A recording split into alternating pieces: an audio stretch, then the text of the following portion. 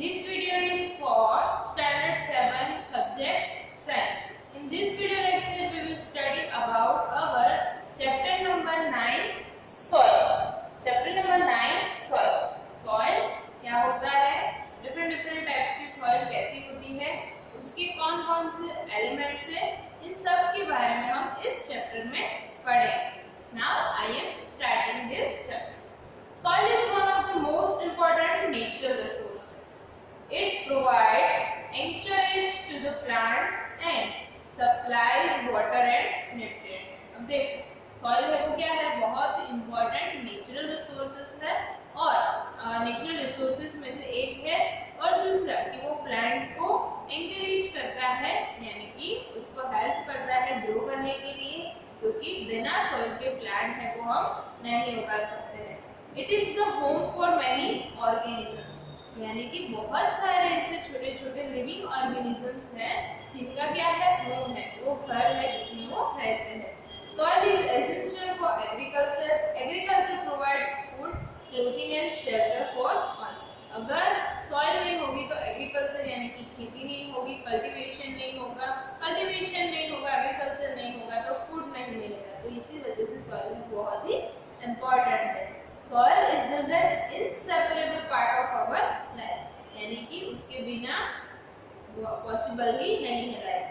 The earthy fragrance of soil after the first rain is always refreshing, यानी कि जब rain होता है फर्स्ट रेन उसके बाद जो अर्थ यानी कि सॉइल की जो स्मेल होती है बहुत ही रिफ्रेशिंग होती है. Now soil teeming with life. One day during the rainy season, Paheli and Gujo observed an earthworm coming out of the soil. Paheli wondered whether there were other organisms also in the soil. Let us find out. यानी कि एक बार उसने देखा कि कोई earthworm है वो soil में से, अर्थ में से बाहर आ रहा है, तो उसको जानने की इच्छा हुई कि दूसरे भी ऐसे organisms है. चलो चेक करते हैं. एक्टिविटी है जिसमें लिया है collect some soil samples and observe them carefully. You can use the headlines, examine each sample carefully and fill in paper 9.1. अगर आप सॉइल के सैंपल देख लोगे या उसको निकालोगे तो आपको उसमें क्या ऑब्जर्व करने मिलेगा. देखो, are the soil samples collected by your friends similar to the ones collected by you. यानी दो तीन लोग अगर अलग अलग सॉइल सैंपल कलेक्ट करते हो तो सबके जो सॉइल सैंपल है वो क्या हो गए, डिफरेंट हो गए. भोजन पहले हम use soil in many ways. They enjoy playing with it. It is a great fun and make a list of the uses of soil. यानी कि सॉइल के बहुत सारे यूजेस हो सकते हैं, और उसमें आपको देख रहा है अगर आप सॉइल निकालोगे तो क्या मिलेगा, जैसे कि यहाँ पे दिया है गार्डन सॉइल. गार्डन में से अगर आप मिट्टी निकालोगे तो उसमें आपको ग्रास है, प्लांट्स है, कुछ इंसेक्ट्स है वो दिखाई देंगे. जैसे एनिमल्स में एंट है या तो फिर अर्थवर्म है वो भी दिखाई दे सकते हैं. तो सॉइल फ्रॉम रोड साइड, अगर रोड साइड में से निकालोगे तो बहुत ज्यादा आपको ग्रास या तो प्लांट्स नहीं दिखाई देंगे. हाँ, कुछ लीव्स है जो गिरे हुए हैं ट्री पे से, या तो कुछ कचरा है, कभी कभी प्लास्टिक है, बहुत सारी आपकी चीजों आपको चीज उसमें से मिल सकती है. Now polythene bags and plastics pollute the soil. They also kill the organisms living in the soil. That is why there is a demand to ban the polythene bags and plastic. यानी कि जब आप plastic का कचरा, polythene bags है, उसको कहीं पे भी फेंकते हो तो वो सॉइल में मिक्स हो जाती है. सॉइल पता है क्या है, सॉइल यानी कि जो मिट्टी होती है, जो लोअर पार्ट होता है अर्थ के ऊपर का, उसे हम क्या बोलते हैं, सॉइल. तो उसकी वजह से प्लास्टिक है वो बैन हो जाना चाहिए, क्योंकि जब वो इकट्ठा होता है सॉइल में तो वहाँ पे जितने भी लिविंग ऑर्गेनिजम्स लीव कर रहे हैं, रह रहे हैं, तो उनको वो हार्मफुल हो सकता है. Other substance which pollute the soil are a number of waste products, chemicals and pesticides. Pesticide से क्या होते हैं, जैसे कि कोई प्लांट है उस पर बहुत सारे जो पेस्ट है, मतलब कि कीड़े है वो लग न जाए, उनको मारने के लिए हम क्या यूज करते हैं, पेस्टिसाइड. तो वो भी सॉइल के लिए हार्मफुल होता है. Waste products and chemicals should be treated before they are released into the soil. The use of pesticide should be minimised. Pesticide से उनका यूज भी मिनिमम करना चाहिए, और केमिकल अगर फैक्ट्री में से आप रिड्यूस कर रहे हो, रिलीज कर रहे हो, तो उसको पहले उसके साथ कुछ ट्रीटमेंट करनी चाहिए, यानी कि उसको कम पॉल्यूटेड बना देना चाहिए। नाउ सॉइल प्रोफाइल, कि सॉइल में कौन कौन से पार्ट्स होते हैं। देखो यहाँ पे एक्टिविटी के थ्रू समझाया गया है। Take a little soil, break the clumps with your hand to powder it. Now take a glass tumbler, 3/4 filled with water and then add a handful of soil to it. Stir it well with the stick to dissolve the soil. Now let it stand undisturbed for some time. अब देखो क्या करना है, पानी भरना है कितना 3/4, मतलब कि थोड़ा सा खाली रह जाए इतना पानी भरना है। फिर आपको सॉइल का पाउडर, यानी कि उसमें जो क्रम्स होते हैं उसको हाथ से तोड़ के पाउडर जैसा जब बन जाए उसको पानी में डालना है, थोड़ी देर हिलाना है, किससे स्पून से या फिर किसी भी जैसे वो डिसॉल्व हो सके इस तरह उसको हिलाना है, मिक्स करना है और फिर थोड़े टाइम के लिए उसको अनडिस्टर्ब रखना है, मतलब टच नहीं करना है। अब क्या ऑब्जर्व करोगे, afterwards observe it and answer the following question. Do you see layers of particles of different size in the glass tumbler? Yes, आपको अलग अलग लेयर दिखाई देंगे। Draw diagram showing this layer, यहाँ पे आपको डायग्राम दिया है, ये लेयर्स दिखा है जैसे कि देख सकते हो। सबसे नीचे क्या दिया है, ग्रेवल, फिर उसके ऊपर है सैंड, फिर क्ले है, देन वाटर है और लास्ट में क्या है, सबसे ऊपर ह्यूमस है। The rotting dead matter in the soil is called humus, यानी कि जो रोटिंग, जो सड़ा हुआ है डेड मैटर है उसे हम क्या बोलते हैं, humus. You probably know that the soil is formed by the breaking down of rocks by the action of wind. और कैसे बनती है, जो रॉक है उसको वाइंड के थ्रू ब्रेक डाउन किया जाता है, मतलब टूट जाता है वो, उसकी वजह से सॉइल बनती है। Water and climate, this process is called weathering. जो प्रोसेस क्या करती है, ब्रेक डाउन करती है रॉक को सॉइल में, उसे क्या बोलते हैं, weathering. The nature of any soil depends upon the rocks from which it has been formed and the type of vegetation that grows in it. यानी कि सॉइल का जो टाइप है वो हम कैसे डिसाइड कर सकते हैं कि वो कौन से रॉक्स में से, कौन से पत्थर में से बना है और फिर कौन से वेजिटेबल है वहाँ पे, मतलब कैसे कौन से टाइप का वेजिटेशन वहाँ पे यूज किया जाता है। A vertical section through different layers of the soil is called the soil profile, यानी कि ये जो वर्टिकल सेक्शन है अलग अलग, जैसे कि ह्यूमस, वाटर, क्ले, सैंड, तो ये क्या है, सॉइल प्रोफाइल है। Each layer differs in fit, यानी कि सबका जो लेयर है, सबका जो टेक्सचर है सभी लेयर्स का वो डिफरेंट है, कलर उसका डिफरेंट है, डेप्थ एंड केमिकल कंपोजिशन सभी डिफरेंट है। These layers are referred to as horizontals. We usually see the top surface of the soil, not the layers below it. यानी कि हम ऊपर का जो पार्ट है वही देख सकते हैं, मोस्टली नीचे का जो पार्ट है वो हम नहीं देख सकते। देखो यहाँ पे हॉरिजन में डिवाइड किया है कि ए हॉरिजन, बी हॉरिजन, सी हॉरिजन और नीचे का जो होता है वो क्या होता है, bed rock. If we look at the sides of a recently dug ditch, we can see the inner layers of the soil. हम अगर कोई रिसेंटली किसी को मतलब डग किया हुआ, खुदा हुआ है, अगर उसको देखेंगे तो हमें उसके लेयर्स दिखाई देंगे। Such a view enables us to observe the soil profile at depth. Soil profile can also be seen while digging a well or laying the foundation of a building. अब देख सकते हो जब कोई बिल्डिंग बन रही हो या कोई घर बन रहा हो, उसका जो बेस है या तो उसका जो फाउंडेशन है उसको जब खुदा जा रहा हो तब आप उसकी जो खुदाई होती है तब आप देख सकते हो। It can also be seen at the sides of a road on a hill or at a steep river bank. Steep river bank और दूसरा कहाँ पे, आपके रोड साइड पे हिल से भी देख सकते हो। The uppermost horizon is generally dark in color as it is rich in humus and minerals. यानी कि जो सबसे ऊपर का जो पार्ट होता है वो क्या होता है, डार्क कलर का होता है, बिकॉज उसमें मिनरल्स और ह्यूमस ज्यादा होते हैं। Soil the humus makes the soil fertile and provides nutrients to growing plant. क्योंकि हम जो प्लांट्स उगाते हैं तो उसके लिए ऊपर का ही लेयर हमारे लिए जरूरी है, तो वहाँ पे जो सॉइल होती है वो कैसी होती है, फर्टाइल होती है।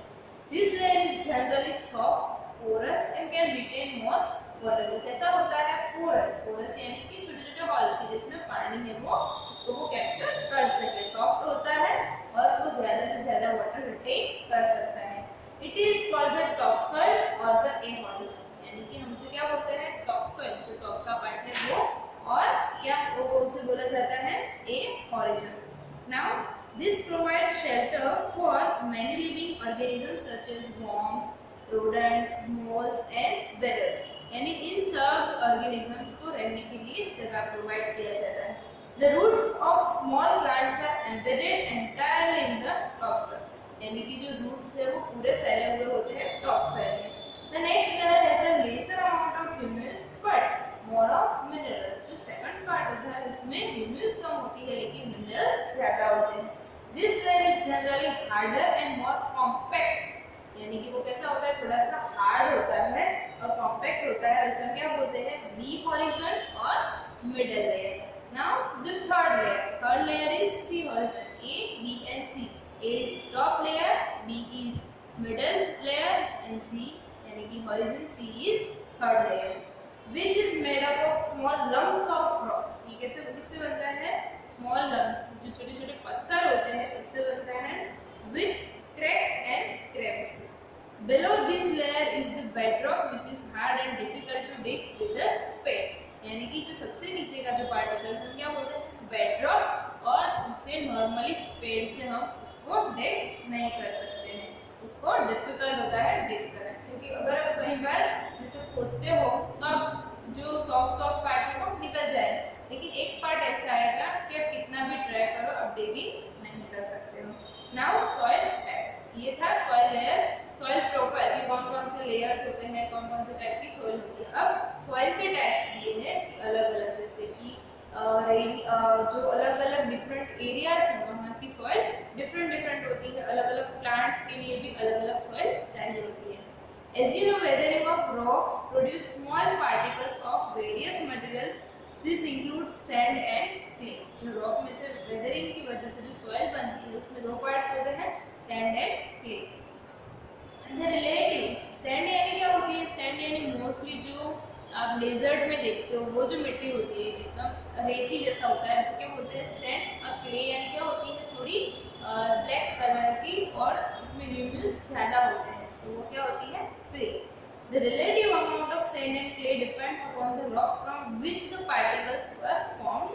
That is the parent rock. यानी कि जो रॉक में से ये सॉइल बनी है, जो पत्थर में से बनी है जो मिट्टी, उस पर डिपेंड करता है कि कितनी सैंड बनती है और कितनी क्ले बनती है. और जिस रॉक में से बनती है उसे हम क्या बोलते हैं, parent rock. The mixture of rock particles and humus is called the soil. Soil क्या होता है, the mixture of rock particles. Rock के जो पार्टिकल्स है और ह्यूमस, इन दोनों का मिक्सचर है, क्या होता है, soil.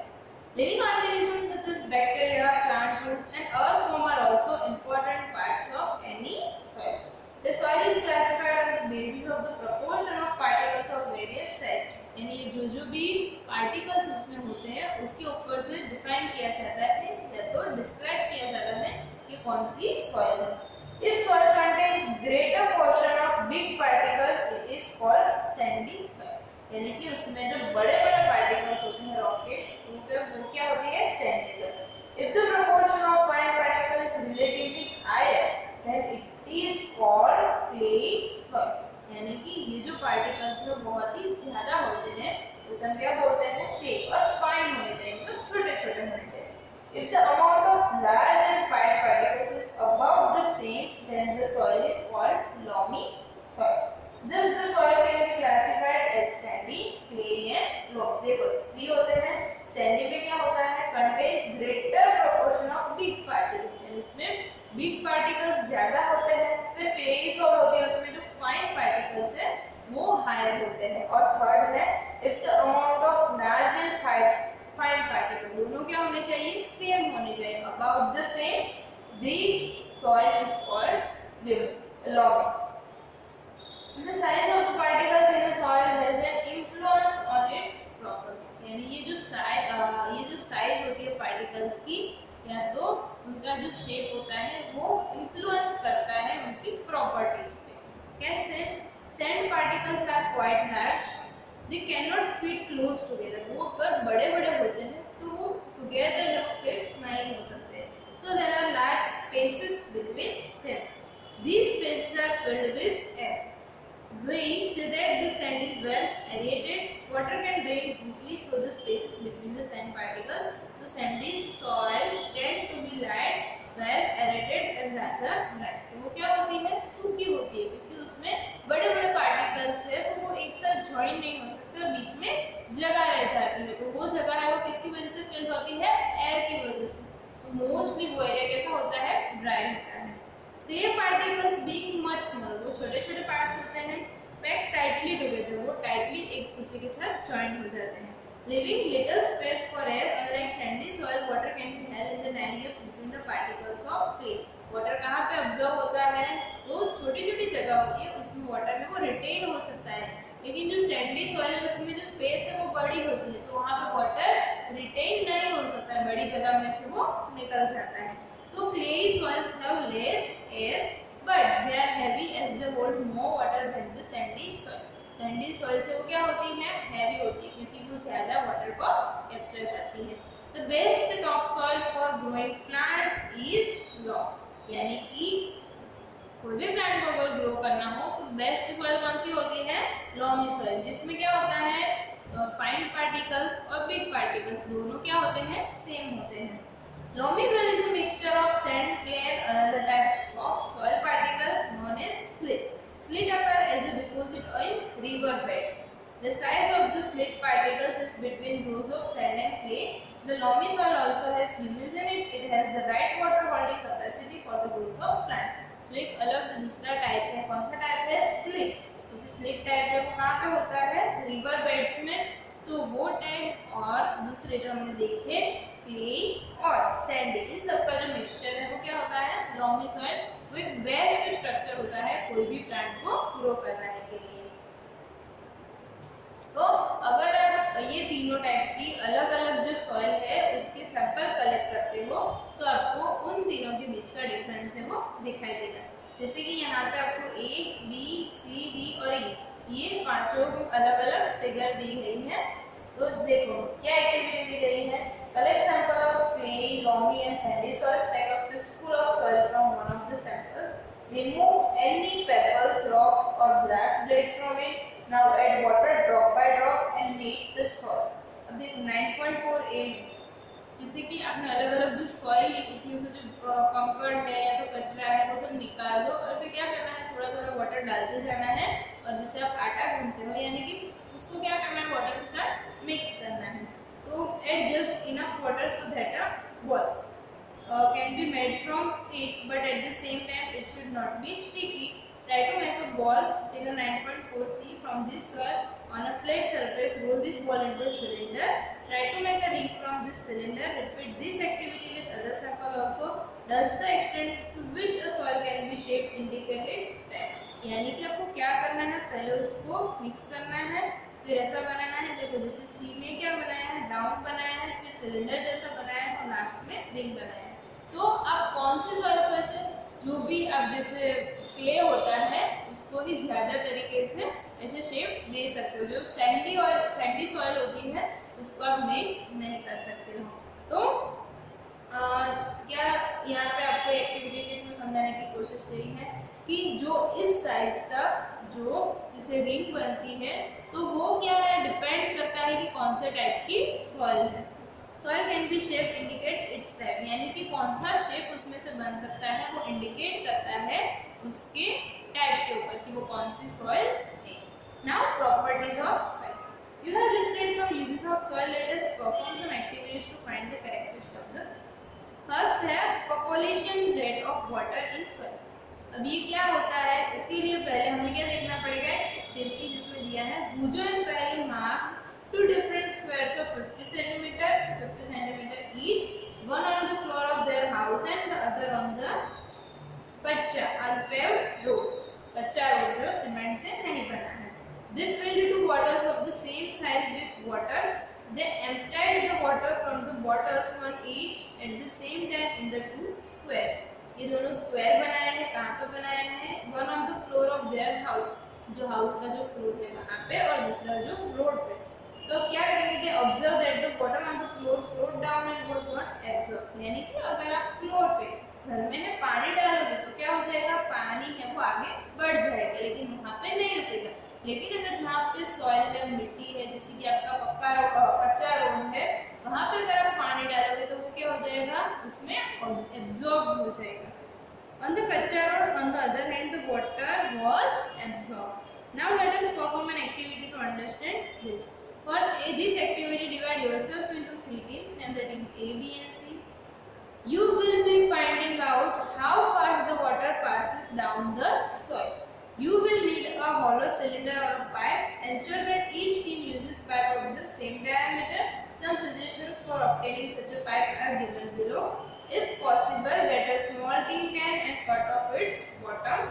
If PVC pipe is available, cut it into 20 cm long pieces use. क्या करना है, 3 टीम में डिवाइड करना है, तो सिलेंडर लेना है और पानी है उससे डालना है कि वो कौन से सॉइल में कैसे मूवमेंट करता है वो देखना है।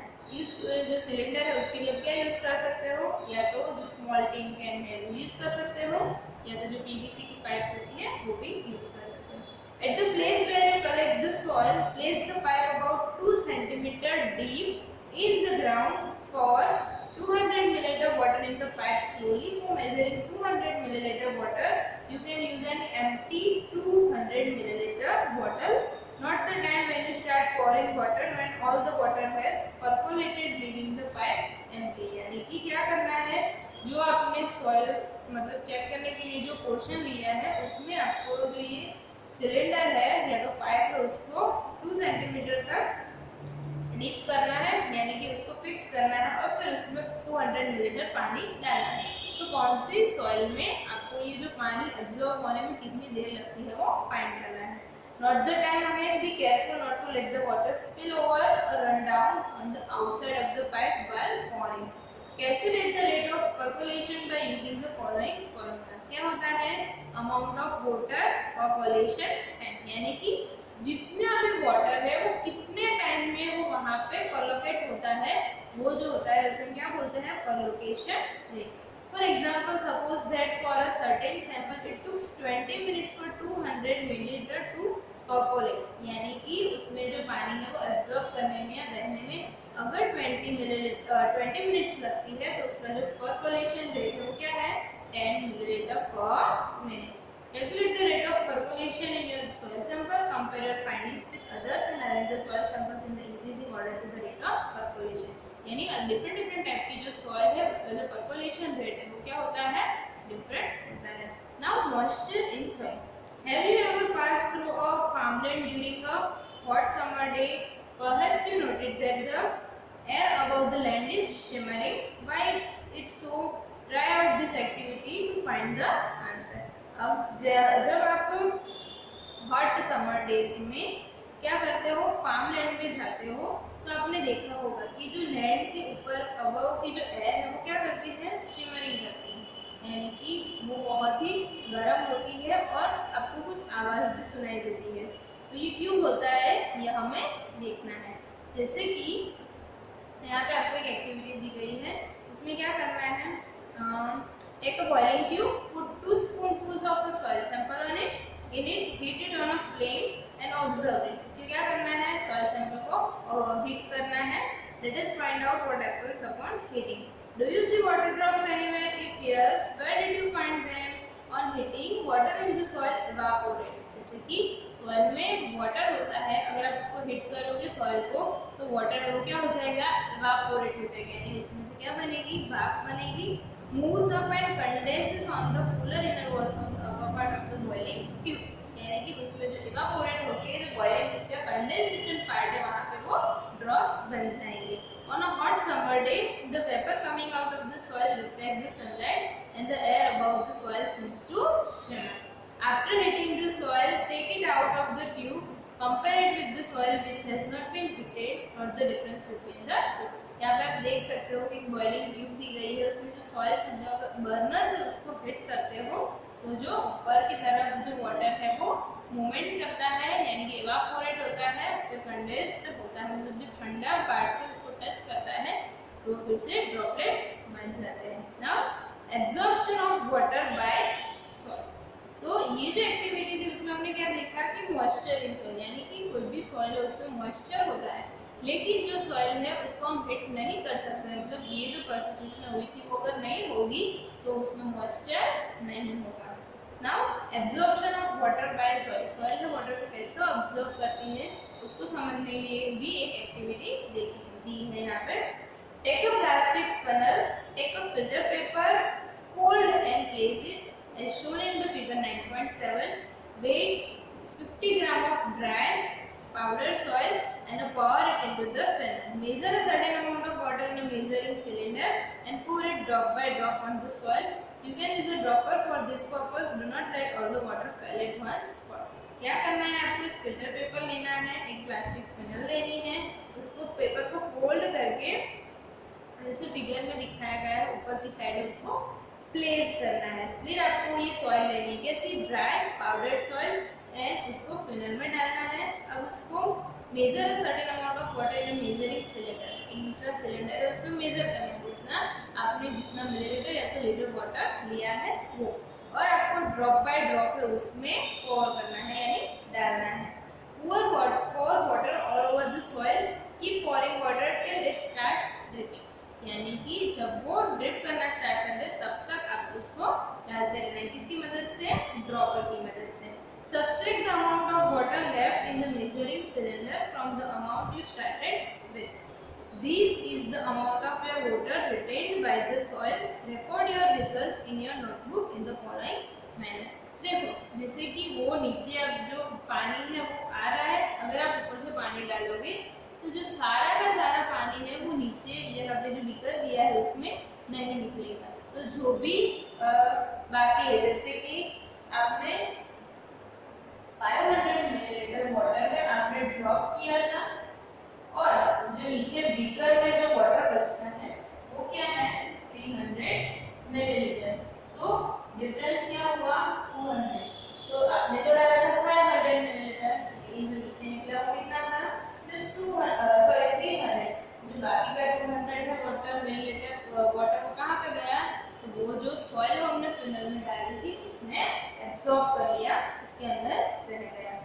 तो देखो वेट ऑफ सॉइल कितना है? 50 gram. Initial volume of water in the measuring cylinder, you millilitre यानी कितना भी हो सकता है, जैसे कि यहाँ पे 500 मिलीलीटर दिया है। फाइनल वॉल्यूम ऑफ वाटर यानी कि जो बचा है नीचे वो कितना है? 2 मिलीलीटर। कितना बचा है?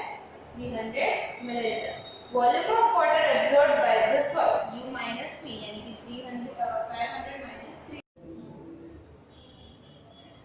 तो जैसे आपने देखा कि जो 500 मिलीलीटर वाटर है हमने ड्रॉप किया था, लेकिन जो बिकर है उसमें से बचता है सिर्फ 300 मिलीलीटर। तो इन दोनों के बीच का जो डिफरेंस है 200 मिलीलीटर, वो क्या है? उतना वाटर है वो सॉइल में एब्जॉर्ब हो रहा है। नाउ लास्ट पार्ट है सॉइल एंड क्रॉप्स, यानी कि जो डिफरेंट टाइप के क्रॉप्स है उसके लिए हमें डिफरेंट टाइप की सॉइल है वो चाहिए होती है। ऐसा नहीं है कि चलो एक ही टाइप की सॉइल है उसमें हम वेट है या तो फिर पैडी है या तो दूसरे ग्राम्स है या दूसरे क्रॉप्स है वो उगा सकते हैं। सभी के लिए अलग अलग सॉइल चाहिए होती है। Different types of soils are found in different parts of India. In some parts there is clay soil, in some parts there is loamy soil, while in some other parts there is sandy soil. Soil is affected by wind, rainfall, climate, light, temperature, humidity. यानी कि जो soil है वो किससे affected होती है? इन सारे elements से। These are some important climatic factors which affect the soil profile and bring changes in the soil structure. और ये दूसरे जो क्लाइमेट फैक्टर्स है और दूसरे क्या होते हैं कुछ as well as the components of soil, क्या होते हैं सॉइल के कंपोनेंट, जैसे कि उनमें कितनी रॉक्स है, कितने क्रम्स है, या तो मिनरल्स कितने हैं, ह्यूमस कितनी है, वो सारे क्या करते हैं determine the various types of vegetation and crops that might grow in any region. Clay and loamy soils are both suitable for growing cereals like wheat and gram. Such soils are good at retaining water. For paddy, soils rich in clay and organic matter and having a good capacity to retain water are ideal. और अब देखो lentils होते हैं उसके लिए क्या चाहिए होता है?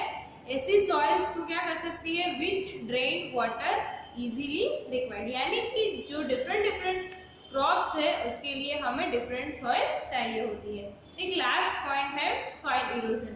सॉइल इरोजन क्या होता the removal of land surface by water, wind or ice is known as erosion. Plant roots firmly bind the soil. In this absence of plants, soil becomes loose, so it can be moved by wind and flowing water. यानी कि जो पानी या तो हवा की वजह से सॉइल का जो अपर पार्ट है वो धुल जाता है, वो निकल जाता है, तो उसे हम क्या बोलते हैं? Soil erosion. वो किसकी वजह से होता है? ट्रीज के ना होने की वजह से, क्योंकि ट्रीज के जो रूट्स है वो उसको बाइंड करके रखते हैं, सॉइल को बाइंड करके रख सकते हैं। यानी कि जहाँ पे डेजर्ट है, जहाँ पे ट्रीज नहीं है, वहाँ पे सॉइल इरोजन बहुत ही ज्यादा होता है। तो अगर आपको सॉइल इरोजन कम करना है तो क्या करना पड़ेगा? डिफॉरेस्टेशन को भी घटाना पड़ेगा और बहुत सारे यानी कि मैक्सिमम ट्रीज ग्रो करने पड़ेंगे। तो यहाँ पे आपका चैप्टर कंप्लीट होता है। Thank you.